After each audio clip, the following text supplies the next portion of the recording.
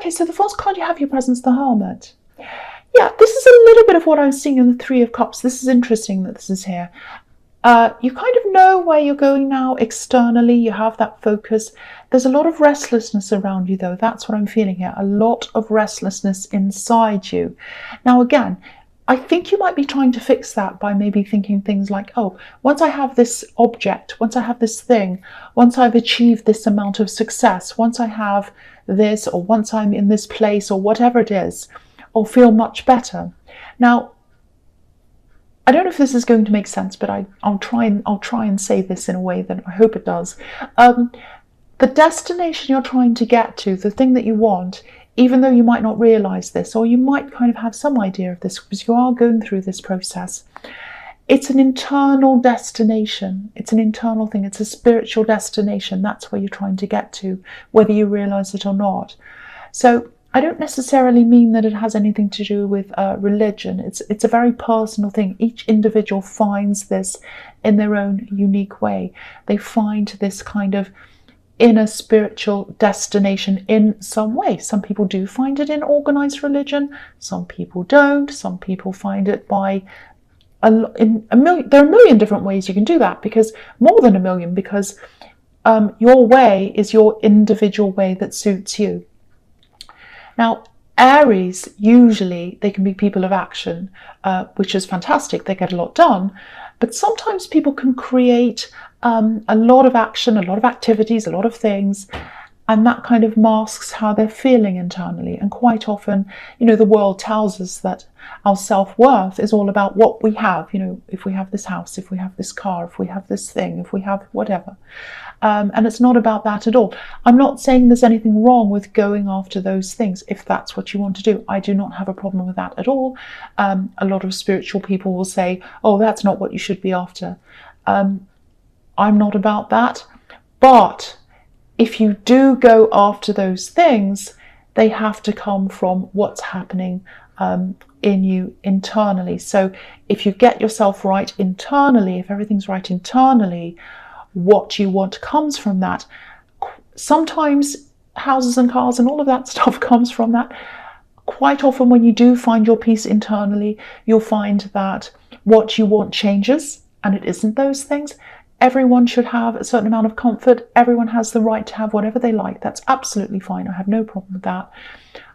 But I think sometimes when you do go into that spiritual find that spiritual place inside yourself, quite often the focus of what people want outside of that does change. Sometimes it doesn't. That's absolutely fine. Each person's different. But what this hermit is doing, he's getting that time to himself. He's probably meditating. He's thinking very carefully. He's concentrating on what's going on the inside. And I think a lot of people are probably look at this hermit and they'd laugh and say, oh, what's he doing? He's not doing anything. He's a bit useless. He's a silly old man with a long beard and he's just walking along by himself. What's he doing? I'm working, I'm achieving this, I'm doing that, I'm getting this. He's not doing any of that. What he's doing is really, really important. Very, very important, because what he achieves after he has that center of self is going to be a lot more meaningful to him internally. It's not going to be about, oh, I'm buying this house to show off to this person, or I'm getting this car to show off to this neighbor, or I'm doing this so that I look good to the outside world. No, he doesn't care about how he looks to the outside world. Look at him. He's in these big robes and a big beard and everything. He doesn't care what he looks like. He cares about himself internally, and everything he achieves externally is what he truly wants from his inner core. That's what I'm getting in that. I think that's the process you're going through.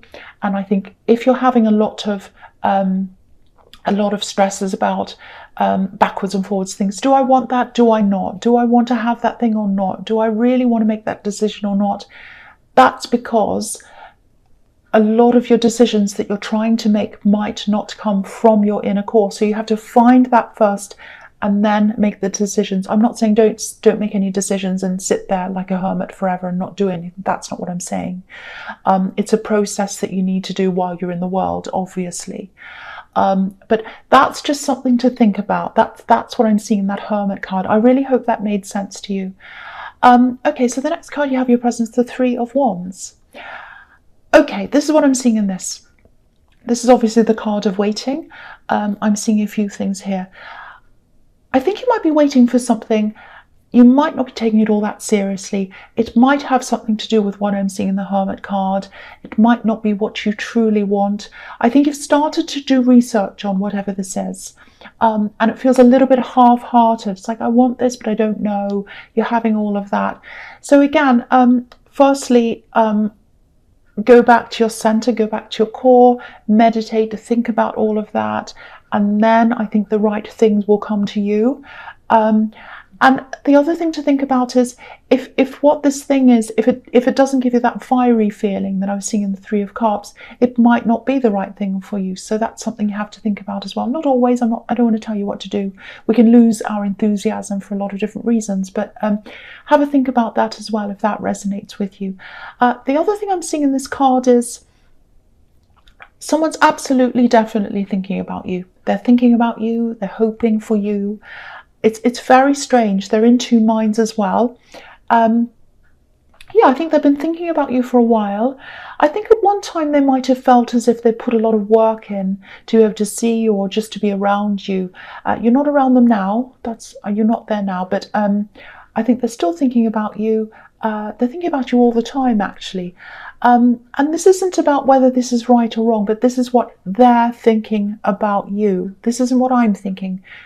This is what I think they're thinking about you. I think that they're thinking that they put more effort in, and they put a lot of effort in, and you just put a little bit of effort in, and they feel as if they put more in than you. That's what I'm seeing. I know I was a bit long-winded when I was explaining that. I'm trying to get my head around what I'm seeing and trying to put what I'm seeing into words. So the big word I'm getting here is accommodating. So it's like they're thinking something like, I was really accommodating. I did everything to accommodate this person, and they didn't appreciate it. They didn't do anything for me back. They didn't give me anything back. I'm really upset. I'm really hurt about that, but I still think about them. And that's what I'm getting. So now if I feel that way about someone, and I've been in that situation where I've given a lot to someone, I didn't get anything back, they treated me terribly, so I was like, well, I'm not going to do any more for them, I'm just going to move on, goodbye. They're not doing that. It's like they're not happy with you, but they're still not moving on. That's what I'm seeing. So they've still got this kind of thing going on in their head, this kind of, I feel this way, I still have a lot of feelings for them, but I'm still really annoyed with them, on the other hand. That's what I'm getting coming from them. Okay, so the last card you have your presence, the Eight of Cups. Okay, so yeah, this is exactly the same thing I'm seeing here. Sorry, I hope I didn't scratch the microphone. I just scratched myself. Sorry about that. I keep on touching my microphone without realising it. I don't mean to. I'm moving my hands all over the place. You can't see them when I'm talking. Okay, so yeah. Same thing again in this card. I think you actually might have had this exact same card in your last reading, actually. So again, you're not around this person, you're not talking to them.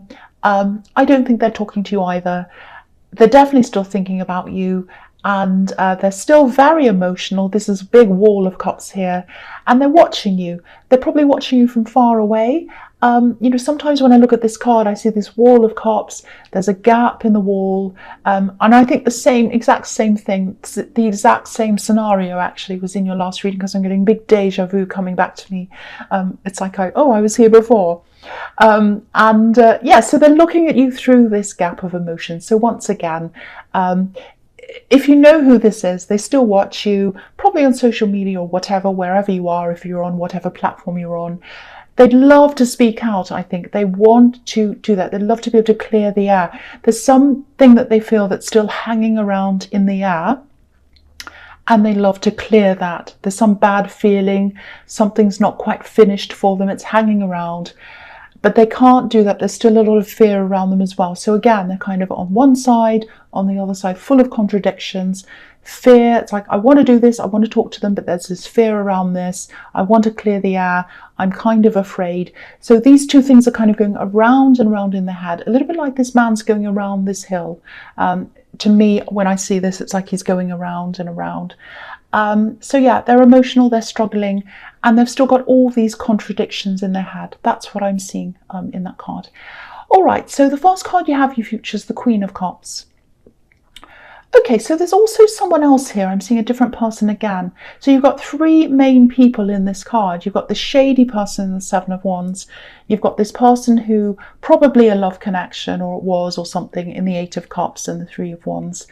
And you've got this other person again here that I'm seeing again. And I'm having very, very warm, very lovely feelings when I look at this. The Queen of Cups, she's a very emotional, very sensitive person. So there's someone else here in this card. They'd love to be around you. I'm not seeing a love connection here. This is someone who's really, really caring. And I think what I'm getting is I'd like to see them. I'd like to see them. So they'd like to see more of you. They have a few health problems around them, I think, but I don't think that's what's stopping them from being near you. And they're well loved. A lot of people love this person. Children love this person. Just look at this card. There are these two cherubs on the back of her throne. These two little children, they look like babies. They're absolutely gorgeous. And they're kind of looking over the back of her and they're watching her with all this love. It's like, oh, I'm sitting here, I'm kind of almost asleep, like little babies almost asleep, and have their eyes open and they're just looking at you. And it's like, oh, I love this person. I put all my trust in this person. And, you know, I just adore them. They're always there. When I see their face and I wake up, I smile. That's the kind, it's just two little tiny babies. They're so beautiful. And so maybe they have children. If they do, these children absolutely love them. But what I'm seeing is there's a little bit of discontent around them, and that's because they want to see more of you. I keep on getting this, I want to see you, I want to see you. I don't know if you're going to see them. If you're not, I would try to see them as soon as I possibly can. That might be happening, actually. I don't know. You might be visiting them. I don't know. I just saw that. You know, talk to them more often. I think you do talk to them, but you just talk to them a bit more often. See them a bit more often if you can. I can see that you're busy in this whole reading, but see them a bit more often than you can. Talk to them a lot. They just want to be around you. They just want to be around you. That's what I'm seeing. So the next card you have for your future is the Knight of Pentacles. Yeah, again, here's the shady person. This is what I'm seeing. Here's the shady person in the Seven of Wands. They're going to keep on contacting you. Sorry, I think I touched my microphone again then. I'm really sorry about that. I'm going to try and keep my hands away from it. Yeah, so they're going to keep on contacting you, or they're going to try to. I don't know. They're going to try to keep talking to you a little bit more. I think they still have, at this time, I think they still have this silly, misguided idea that you're not as intelligent as you actually are. What I'm seeing is, I actually think something's going to come out. It's going to be like, one word or something they say, and it's suddenly going to become really obvious that their intentions aren't great. And I think you knew this all along. That's what I was seeing in the Seven of Wands. I'm getting this, I'm getting this really embarrassing feeling. So it's like they're probably going to embarrass themselves. A word's going to come out, they're going to say something, and it's going to be very embarrassing. And then they're going to say, oh, this kind of exposes me. That's kind of the thing I'm seeing, because what's standing out to me in this card again is the yellow. It's an overwhelmingly yellow card, and yellow can represent intellect. So you're very intelligent and they don't see that once again. And also, if you look at this card, if you look at his helmet, there's growth coming out of his helmet. There's kind of a plant coming out of his helmet. So there's growth coming out of his brain. He's very fertile in his brain. He has a lot of thoughts. He's very smart. So I actually think after this kind of embarrassing conversation, or whatever this is, I think they're actually going to be really quiet after that, and they're not going to come towards you anymore. They're not going to say any more, like this knight who's just sitting here, he's not doing anything. So I don't think you're going to get any more action, any more talk, anything else out of them after they have this embarrassing conversation, or they say whatever this is. That's what I'm saying, and I'm laughing because it's really, It's embarrassing. Okay, so the last card you have for your future is the Queen of Swords. So yeah, again, this card can also be about being really intellectually sharp as well with this sword. She's a very, very smart woman. She doesn't take any nonsense. She knows what's coming up to her. It's like, I know what's going on. I know what's going on. I can tell whether you're naughty or nice, like Father Christmas. And I'm going to stand here with my sword and say, okay, I know what you're about. I decide whether I let you close to me or not. That's why I've got this sword. That's what she's like. She's very smart. She's also very emotionally sharp. So it's almost like you have this sixth sense. So again, like this queen, you can tell when someone's talking to you for the right reasons and when they're not. And that can be a double-edged sword. Sometimes, like this sword, sometimes it can be feel good to you. Sometimes it can make you feel a little bit alone. But I think generally you think you're better off knowing this about people than not. You like to kind of find out things about people. And again, I think after this conversation, this embarrassing conversation, or this word that they say, or whatever this is they say, I keep on seeing this word that they're saying. I don't know what it is.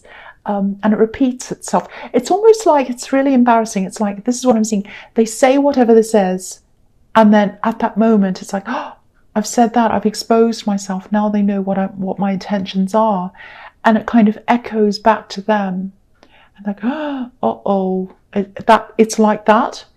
And then they're going to be very quiet after that. So yeah, I think there isn't going to be any need for you to say anything to them. So I think it's going to come out without you having to say anything.